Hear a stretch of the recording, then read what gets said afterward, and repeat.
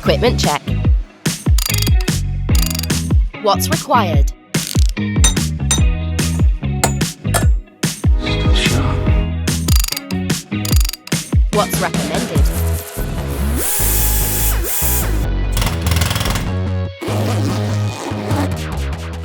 Get that truck leveled. You don't need to remove the spare, but I definitely recommend it. And if yours is stuck, I'll link a video at the end. Always make sure you can get the fill plug off before draining.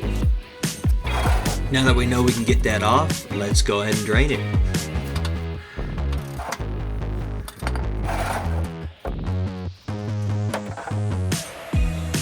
Take that fill plug out and let it breathe. Open up that faucet.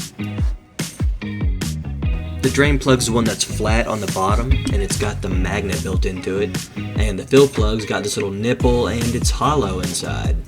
So check out that drain plug. That magnet will grab any little metal shavings and you can just kind of scrape it out. Thankfully I just have a little bit of sludge. Put your new crush gaskets on those plugs. Reinstall the drain plug and we'll come back and torque it later. Time to start filling. Clip it, puncture the little seal and squeeze it in. Clip, fill, clip, squeeze.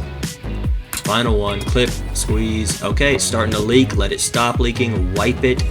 Put that plug in by hand, always start by hand, and crank it to 36 foot-pounds, both fill and drain. Clean up your area and you are done. Thanks for hanging out with us. See you next time on Team Oil Drop.